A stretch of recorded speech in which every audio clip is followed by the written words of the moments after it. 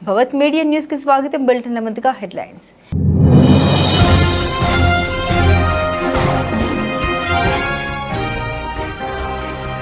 మెదక్లో సీఎం మళ్లీ ఒక్కసారి మూర్ఖత్వ మాటలతో రోజులు ఎల్లబోస్తున్నాడు ఎమ్మెల్యే హరీష్ రావు.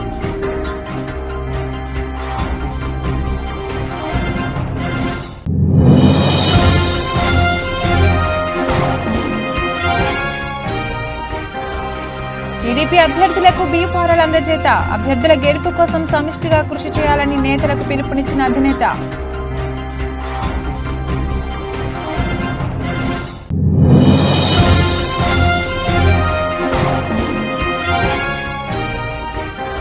నన్ను గెలిపించండి, తద్వారా మోడీ గారిని ప్రధాని చేసుకుందాం ఈటెల రాజేందర్.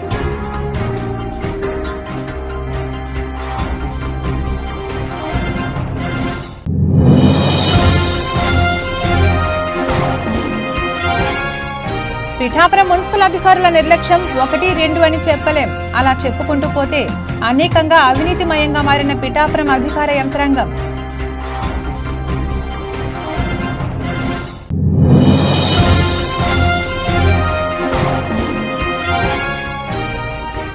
హన్మకొండ నగరవాసులతో కలిసి మార్నింగ్ వాక్ లో పాల్గొన్న కాంగ్రెస్ ఎంపీ అభ్యర్థి డాక్టర్ కడియం కావ్య.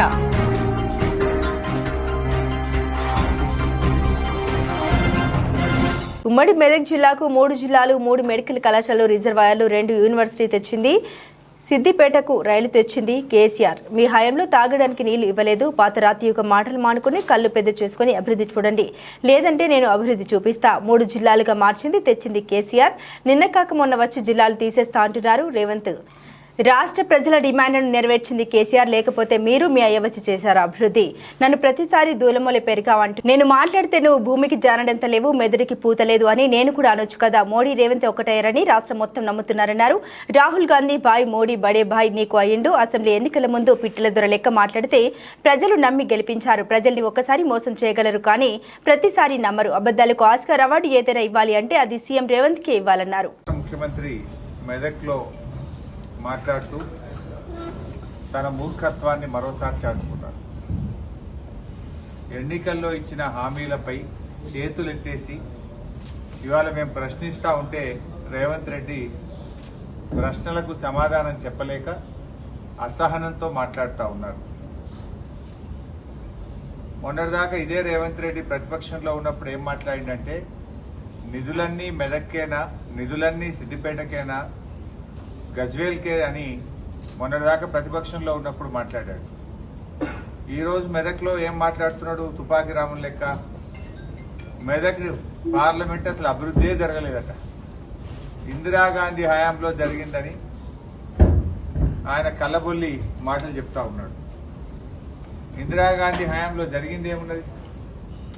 మెదక్ను జిల్లా చేయాలని, మెదక్కు రైలు కావాలని దశాబ్దాల తరబడి ప్రజలు కోరితే నీ కాంగ్రెస్ కానీ తర్వాత నీ తెలుగుదేశం కానీ ఎన్నడూ పట్టించుకోలేదు.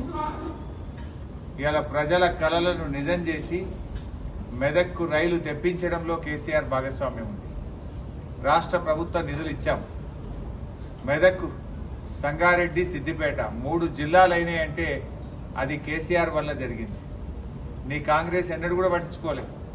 40 ఏళ్ల పోరాటం మెదక్ జిల్లా కావాలని, సిద్దిపేట జిల్లా కావాలని, సంగారెడ్డి జిల్లా కావాలని ఈ ప్రజల ఆకాంక్షలు నిజం చేస్తూ ఇవాళ 3 జిల్లాలు చేసింది కేసీఆర్.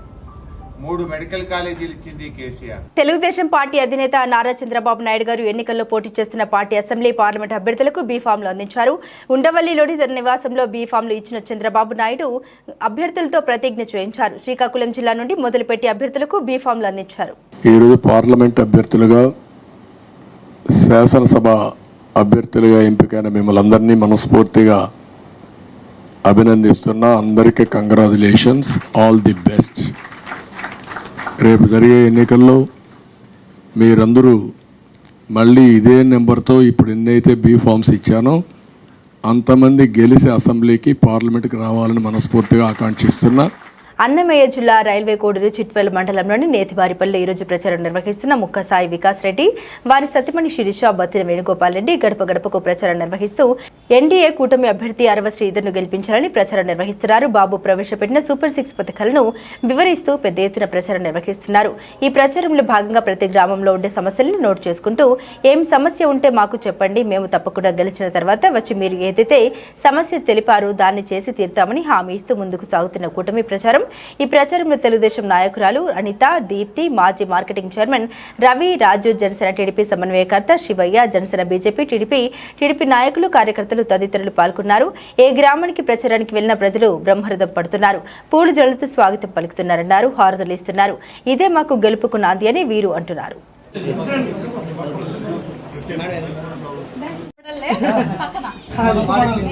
చిన్న కొడుకు భార్య సరే ఓకే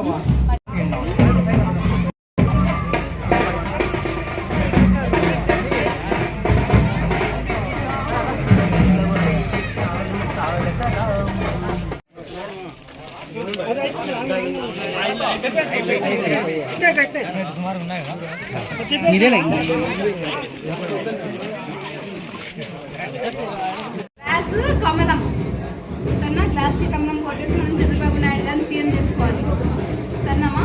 ఇంకా 4,000 ఇస్తాను. సరే నేను చెప్తాను.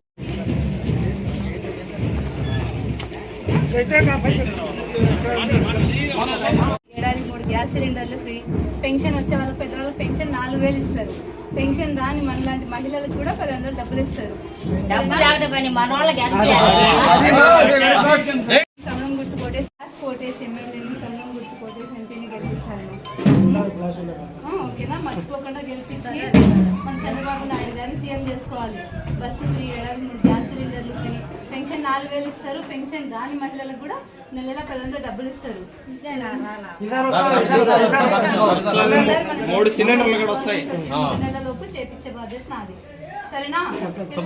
అంతమందికి సంవత్సరానికి 10,000 డబ్బులు కూడా. ప్రధానిగా నరేంద్ర మోదీ ఏపీ ముఖ్యమంత్రిగా చంద్రబాబు నాయుడు బాధ్యతలు చేపట్టడం ద్వారానే యువతకు ఉపాధి లభిస్తోందని ఎన్డీఏ కూటమి అనకాపల్లి ఎంపీ అభ్యర్థి సీఎం రమేష్ నాయుడు సతీమణి శ్రీదేవి, పెందుర్తి ఎమ్మెల్యే అభ్యర్థి పంచకర్ల రమేష్ బాబు సతీమణి Mahalakshmi, GVMC 97వ ward corporator Senapathi వసంత శంకర్రావు స్పష్టం చేశారు.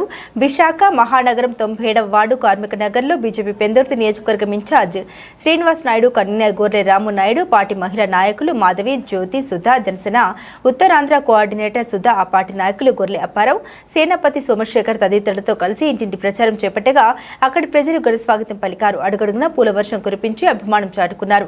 మహిళలు హారతలు ఇచ్చి నుదుట తిలకం దిద్దారు. అనంతరం జరిగిన బహిరంగ సభలో వారు మాట్లాడుతూ వెనుకబడి ప్రాంతంగా ఉన్న అనకాపల్లి నియోజకవర్గాన్ని అభివృద్ధి చేయాలని ప్రధాని నరేంద్ర మోదీ ఆదేశించడంతో సీఎం రమేష్ ఇక్కడికి వచ్చారని వెల్లడించారు.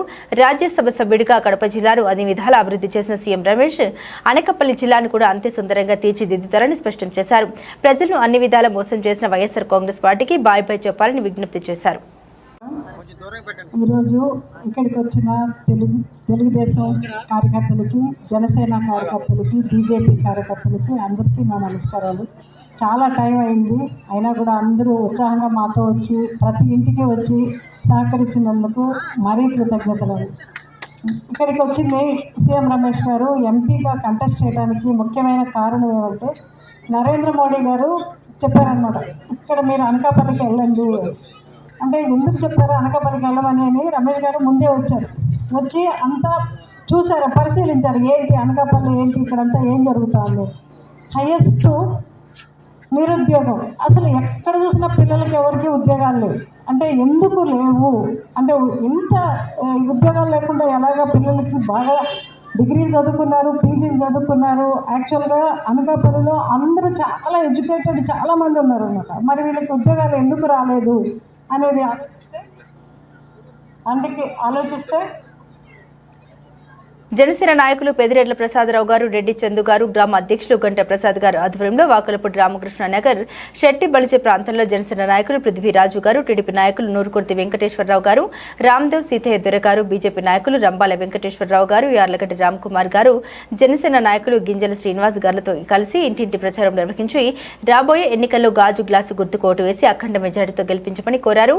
జనసేన, టీడీపీ, బీజేపీ ఉమ్మడి అసెంబ్లీ అభ్యర్థి పంతం నానాజీ గారు ఈ సందర్భంగా మీడియాతో మాట్లాడుతూ మాట్లాడుతూ రాబోయే మా ఉమ్మడి ప్రభుత్వంలో 6 నెలల లోపుగా మౌలిక వసతులు కల్పిస్తామని, ప్రతి ఒక్కరికి న్యాయం జరిగేలా చూస్తామని, స్థానిక యువతకి కంపెనీలో ఉద్యోగ అవకాశాలు కల్పిస్తామని, వాయు కాలుష్య నియంత్రణపై శ్రద్ధ చూపిస్తామని తెలిపారు. ఈ కార్యక్రమంలో జనసేన, టీడీపీ, బీజేపీ నాయకులు, కార్యకర్తలు, జన సైనికులు, వీర మహిళలు పాల్గొన్నారు.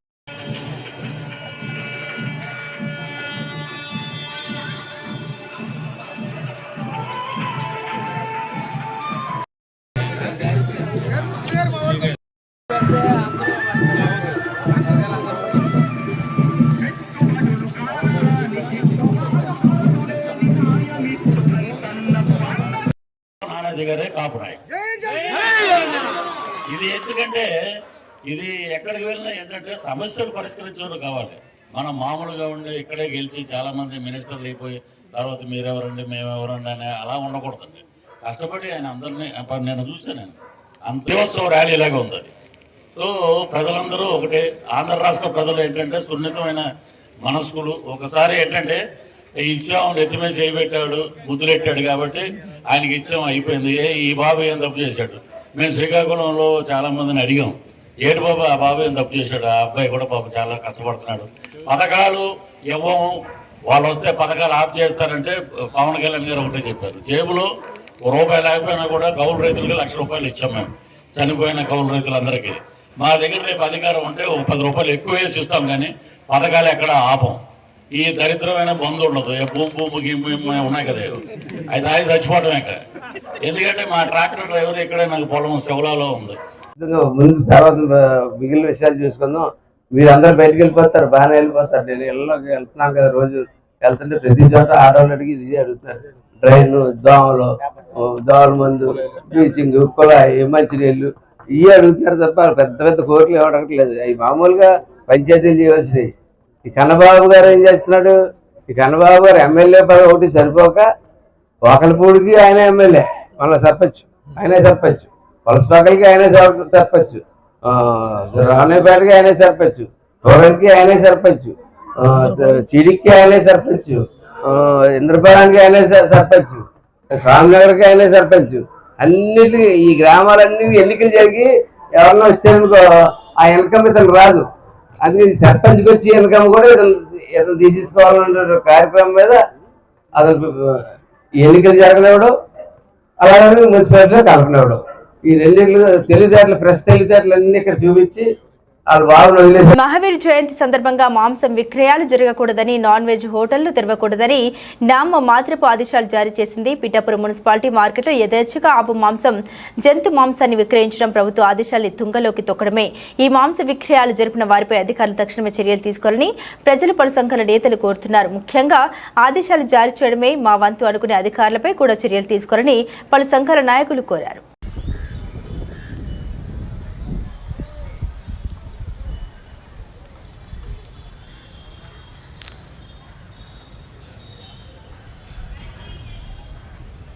కాకినాడ రూరల్ నియోజకవర్గం కరప మండలం పెనుగుతురు గ్రామానికి చెందిన వైఎస్ఆర్సీపీ నాయకుడు తుమ్మలపల్లి గోవిందరాజులు, ఆయన అనుచరులు సుమారు 100 మంది లోకరవ మండలం జనసేన అధ్యక్షుడు బండారు మురళి ఆధ్వర్యంలో జనసేన పార్టీలో చేరారు.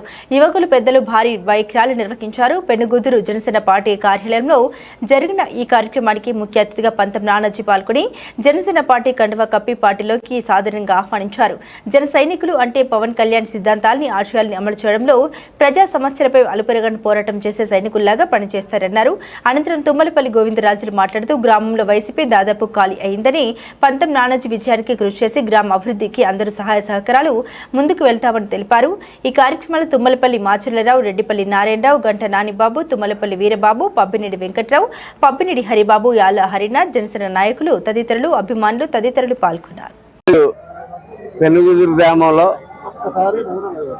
మా గ్రామ ప్రెసిడెంట్ అయినటువంటి మన నానిబాబు, అలాగే మండల అధ్యక్షుడు మురళి గారు, పెద్దలు నారాయణరావు, మాచరావు, ఇతర జన సైనికులు, వీరమహిళలు వీరందరి యొక్క ఆధ్వర్యంలో ఇవాళ వైసీపీ పార్టీ నుంచి పెద్దలు ఇవాళ నేను జనసేన పార్టీలో చేరడం జరిగింది.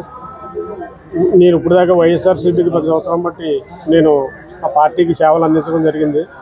అయితే ఆ పార్టీలో కొన్ని ఇబ్బందుల వల్ల నేను బయటపడవలసి వచ్చింది. ఈవేళ పవన్ కళ్యాణ్ గారి పార్టీని చూసి నేను కూడా ఇన్స్పైర్ అయ్యి ఇందులోకి నానాజీ గారు ఉద్దేశంతో మన మాచరా గారు, అలాగే నారాయణరావు గారు, అలాగే ఇంకా మురళీ గారు, వీళ్ళందరి సమక్షంలో వీళ్ళందరూ కలుపుకుని వెళ్దామని ఉద్దేశంతో నానిబాబు వీళ్ళందరి సమక్షంలో కలుపుకుని వెళ్దామని ఉద్దేశంతో నేను ఈ పంత నానాజీ గారికి కూడా ప్రయాణం చేయడానికి నిర్ణయించుకున్నాను. నా సేవలు పూర్తిగా పార్టీకి అంకితం చేస్తాను. మదన్ మోహన్ రావు బీబీ పాటిల్పై ఇష్టానుసార ఆరోపణ చేస్తే సహించేది లేదని బీజేపీ నాయకులు దేశటి పాటిల్ అన్నారు. సంగారెడ్డి జిల్లా జహీరాబాద్లో ఏర్పాటు చేసిన సమావేశంలో దేశటి పాటిల్ మాట్లాడుతూ జహీరాబాద్లో బీబీ పాటిల్ 2 పర్యాయాలు ఎంపీగా పనిచేసి జహీరాబాద్ అభివృద్ధికి ఎంతగానో కృషి చేశారన్నారు. MP BB Patil గెలిపైతే Madan Mohan Rao court case వేస్తే కేసు ఉల్టా బెడిసి కొట్టిందని అన్నారు. మదన్ మోహన్ బీబీ పాటిల్పై ఆరోపణ మానుకుని తాను ప్రజలకు సేవ చేయడంపై దృష్టి పెట్టాలన్నారు. ఇష్టానుసార ఆరోపణ చేస్తే సహించేది లేదని ప్రజలకు ఇచ్చిన హామీలని నెరవేర్చే చేయడంపై దృష్టి సారించాలని అన్నారు. ఈ కార్యక్రమంలో బీజేపీ పట్టణ అధికార ప్రతినిధి వీరేష్ మడపతి, బీజేపీ పట్టణ కోశాధికారి చంద్రశేఖర్ తదితరులు పాల్గొన్నారు. గత 5 సంవత్సరాల నుండిగా జరుగుతున్న విశేషం అందరికీ తెలిసిన విషయమే.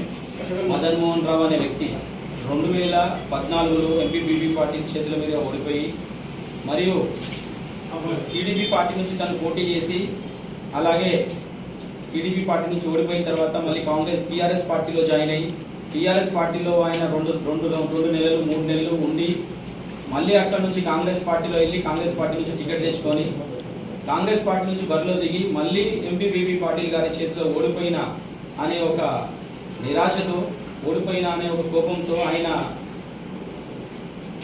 అవాస్తవ కేసులు ఎంపీ బీబీ పాటిల్ గారి మీద వేయడం జరిగింది. వాటికి ఆయన వేసిన కేసులకే ఈరోజు దినం న్యాయస్థానం న్యాయం చేసింది. న్యాయం అనేది కొద్ది ఆలస్యమైనా సరే ఈరోజు దినం న్యాయం నిరూపణ అయింది. ఆయన వేసిన ఏదైతే కేసులు ఏవైతే ఉన్నాయో అన్ని అవాస్తవం అని చెప్పి ప్రజలందరికీ అర్థమయ్యే విధంగా న్యాయస్థానం ఎంపీ బీబీ పాటిల్ గారికి తీర్పు చేయడం జరిగింది. అదే విషయం మదన్ మోహన్ రావు అనే వ్యక్తి అవాస్తవాలు చాలా మాట్లాడుతున్నాడు ఎంపీ బీబీ పాటిల్ గారి గురించి. తను ఏం చేసిండు? తను 10 సంవత్సరాలుగా ప్రజలకు అందుబాటులో లేడు, ప్రజలకు ఎలాంటి సేవ చేయలేడు, ప్రజలకు ఎలాంటి ఒక రూపాయి లబ్ధి చేసే పనులు తీసుకురాలేడు నియోజకవర్గం గురించి అని మాట్లాడుతున్నాడు. అదే మదన్ మోహన్ రావు గారికి మేము చెప్తున్నాం, తెలియజేస్తున్నాం. తను మదన్ మోహన్ రావు గారు ఒక టూరిస్ట్ రావు.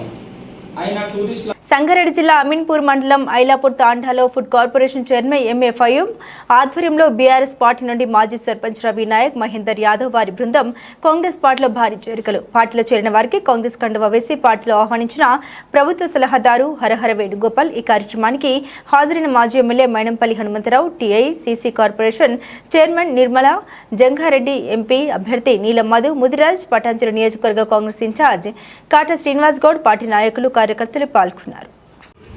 అక్కలారా, అన్నలారా, చెల్లెలారా, ఒక్కటి గుర్తుంచుకోండి. కాంగ్రెస్ పార్టీ 6 గ్యారెంటీలు ఎట్లయితే చెప్పిందో చేస్తుందా లేదా? 5 గ్యారెంటీలు అమలు అవుతున్నాయా లేవా? ఉచిత బస్సు ఎంతమంది తిరుగుతురాక? చేతులు ఎప్పుడు ఉచిత బస్సు ఎక్కి రాయరన్నా ఎక్కలేరాక? మరి చేయలేపుతారేమక? రేవంత్ అన్న చేసింది కదా, ప్రభుత్వం ప్రజాపాలన, ప్రజలకు చేతి గుర్తుకు వేసినందుకు మీకు ఉచిత బస్సు ప్రయాణం చేపిస్తారు కదక. అదేవిధంగా 200 యూనిట్ కరెంటు బిల్లు, 0 బిల్లు కూడా కడుతుర్రా? కట్టలేరు కదా. మరి అది కూడా నెలకు ఒక 700 మనకు సాయం చేస్తుంది కదా రాష్ట్ర ప్రభుత్వం. అదేవిధంగా ఆరోగ్య బీమా 10 లక్షలకు పెంచిందా లేదా? ఇవన్నీ చేస్తుంటే సరిగ్గా ఎన్నికలకు మునుపు ఒక 6 నెలల మునుపు, అంటే ఎన్నికల స్టంట్ ఇది, దళిత బంధాన్ని ప్రారంభించారు. ఎంతమందికి ఇచ్చారు దళిత బంధు?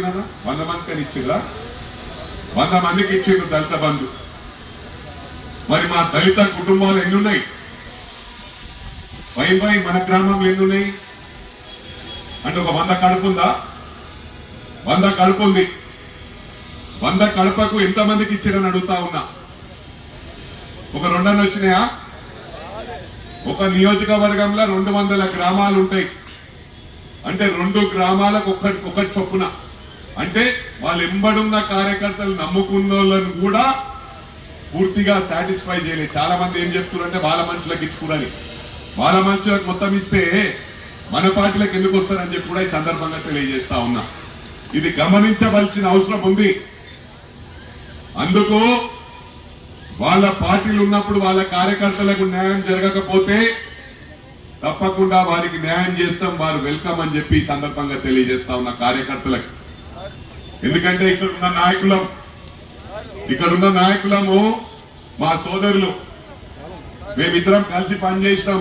మా 5 కూడా చెప్తుండే, ఇక్కడున్న నాయకులు మాజీలు అవుతారు కానీ కార్యకర్తలు ఎన్నడూ కూడా మాజీలు కారని చెప్పి కరెక్ట్ గుర్తుపెట్టుకున్నా అబ్బాయి.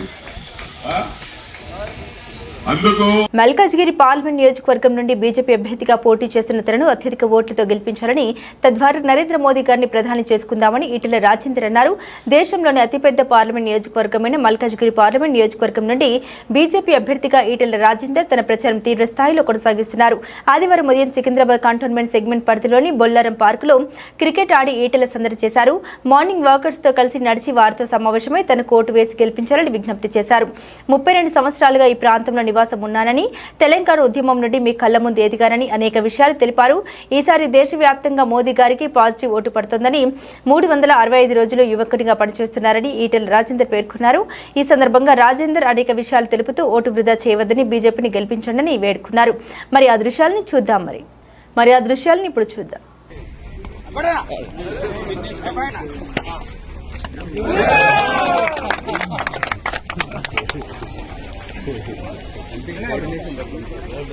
తమ్ముడు తమ్ముడు తమ్ముడు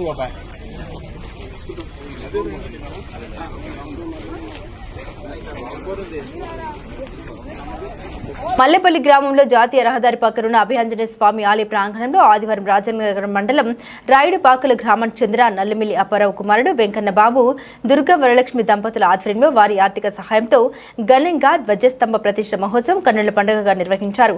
ముందుగా ఆలయ ప్రాంగణంలో హోమాలు నిర్వహించి వేద మంత్రాల నడుమ వెంకన్న బాబు, దుర్గాదేవి దంపతులు స్వామివారికి ప్రత్యేక పూజలు చేసి ధ్వజస్తంభం ప్రతిష్ఠ మహోత్సవం నిర్వహించారు. ఈ కార్యక్రమానికి జగ్గంపేట తెలుగుదేశం పార్టీ ఇన్ఛార్జ్ మరియు రాష్ట్ర ఉపాధ్యక్షులు జ్యోతుల నెహ్రూ ఆంజనేయ స్వామిని దర్శించుకుని అన్నదాన కార్యక్రమాల్లో పాల్గొన్నారు. అనంతరం సుమారు 4000 మందికి భారీ అన్నదానం నిర్వహించారు. ఈ కార్యక్రమానికి గ్రామం నుండే కాకుండా చుట్టుపక్కల గ్రామాల నుండి కూడా అధిక సంఖ్యలో భక్తులు హాజరై ప్రతిష్ఠ వేడుకల్లో పాల్గొన్నారు. దైవ కార్యక్రమం ఏదైనా ఆర్థిక సహాయం ఇస్తున్న వెంకన్న బాబు దంపతుల్ని గ్రామస్తులు అభినందన తెలిపారు. ఈ కార్యక్రమాల్లో ఎస్వీఎస్ అప్పలరాజు తదితరులు పాల్గొని వెంకన్న బాబు దంపతుల్ని అభినందించారు.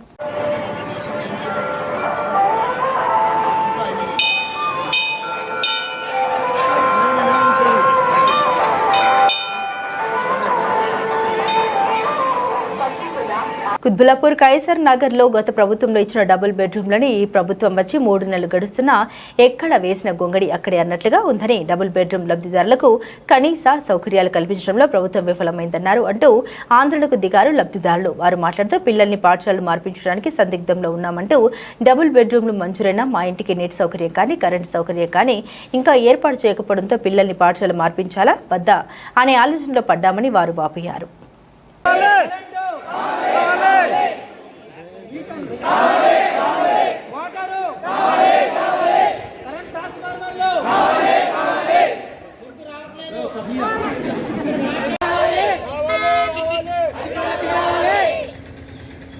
అధికారులు దిగి రావాలి, చెప్పండి అరవండి.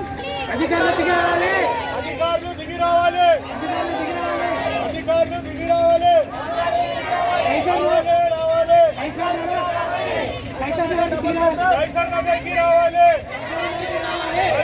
డబల్ బెడ్రూమ్ కి రావాలి, అధికారులు రావాలి, రావాలి రావాలి. ఆర్మూర్ నియోజకవర్గంలో పర్యటించి పలు వివాహాల శుభ కార్యక్రమాల్లో పాల్గొన్న ఆర్మూర్ ఎమ్మెల్యే పై రాకేష్ రెడ్డి.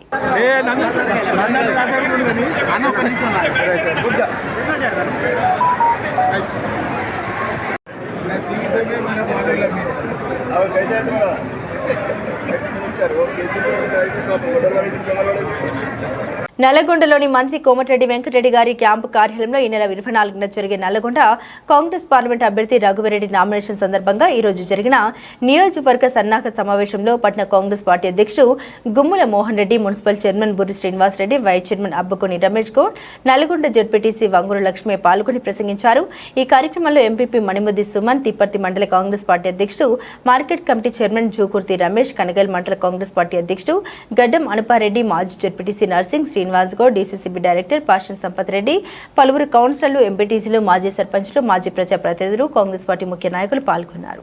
ఎలక్షన్లో ఏ బూత్లో ఎవరెవరు ఎంత కష్టపడ్డారో అన్నీ కూడా మన దగ్గర ఉన్నాయి, లెక్కలతో సహా ఉన్నాయి. ఏ ఊరు నుంచి ఎంత మేయాట్ వచ్చింది, ఏ ఊర్లో ఎవరెవరు కష్టపడ్డారనే గణాంకాలు అన్నీ కూడా మన దగ్గర ఉన్నాయి. దానికంటే ఎక్కువ ఈసారి మేయాట్ వచ్చే విధంగా మనం ప్రయత్నం చేయాలి. ఎందుకంటే గతంలో ఎమ్మెల్యేగా పోటీ చేసి మంత్రిగా ఉన్నారు మన సారు. ఏదైతే వారు మంత్రి అయిన తర్వాత నల్గొండ పట్టణానికి 400 కోట్ల రూపాయలతో అభివృద్ధి నిధులు తీసుకొచ్చారు. అవి టెండర్లు కూడా అయిపోయినాయి, అవి ఇప్పుడు ప్రాసెసింగ్ లో ఉన్నాయి. అంటే వారు మంత్రిగా కాగానే 400 కోట్ల రూపాయలు తీసుకొచ్చారు ఒక నెల 2 నెలల్లో. అంటే ఇప్పుడు మనం వారికి ఎక్కువ. బులెటిన్ ముగించే ముందు హెడ్లైన్స్ మరోసారి.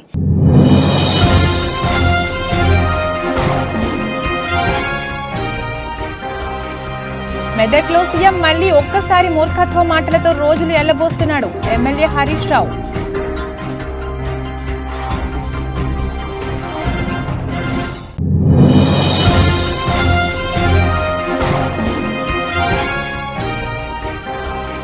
టీడీపీ అభ్యర్థులకు బీ ఫారాల అందజేత, అభ్యర్థుల గెలుపు కోసం సమిష్టిగా కృషి చేయాలని నేతలకు పిలుపునిచ్చిన అధినేత.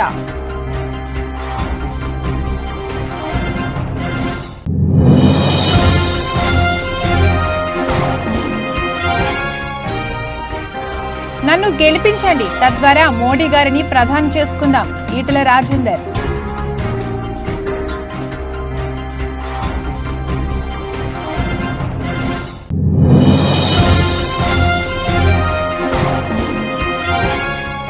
పిఠాపురం మున్సిపల్ అధికారుల నిర్లక్ష్యం 1, 2 అని చెప్పలేం. అలా చెప్పుకుంటూ పోతే అనేకంగా అవినీతిమయంగా మారిన పిఠాపురం అధికార యంత్రాంగం.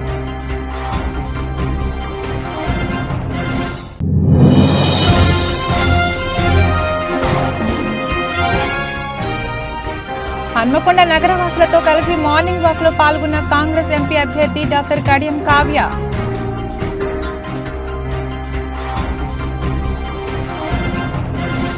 ఇవే బులెటిన్లోని విశేషాలు. తిరిగి మరో బులెటిన్తో మళ్ళీ కలుసుకుందాం. సెలవు.